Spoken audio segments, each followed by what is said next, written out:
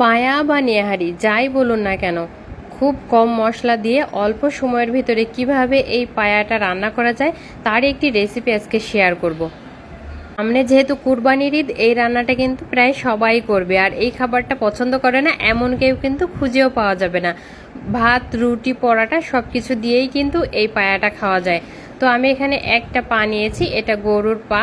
তো এটাকে ভালো করে পরিষ্কার করে নিয়েছি। আপনি চাইলে কিন্তু এই একই পদ্ধতিতে ছাগলের পা দিয়েও করতে পারবেন।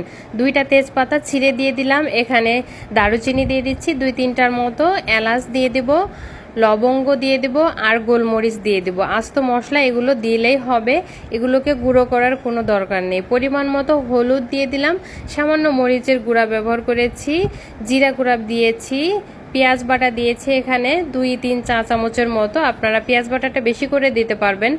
আর রসুন দিয়ে দিয়েছি, আদা দিয়ে দিয়েছি, সবকিছু 1 চামচ করে দিয়েছি। কিছুটা কুচানো পেঁয়াজ দিয়েছি আস্ত। এখন একটু পরিমাণ মতো তেল দিয়ে দিলাম। এই রান্নাটায় মশলা কিন্তু একটু কমই লাগে।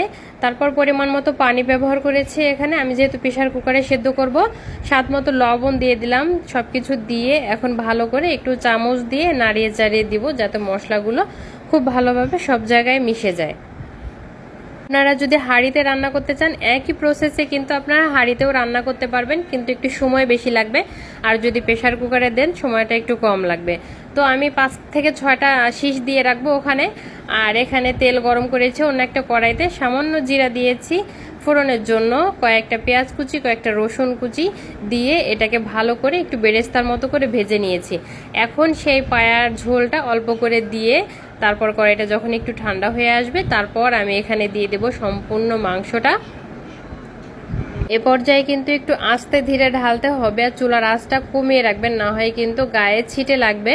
তো এই যে ভালো করে এখন একটু 5 মিনিটের মতো বলক উঠিয়ে নিয়েছি। তারপরে এখানে টালা গরম মশলা, জিরা গুঁড়া ছিল, সেখান থেকে 1 চা চামচ দিয়ে দিয়েছি। দিয়ে আরও 5 মিনিট এটাকে জাল করে চুলার উপরে ঢাকা দিয়ে রেখে দিয়েছিলাম আরও 10 মিনিটের জন্য। এটা একদম সফট আর নরম হয়ে গেছে এতটাই।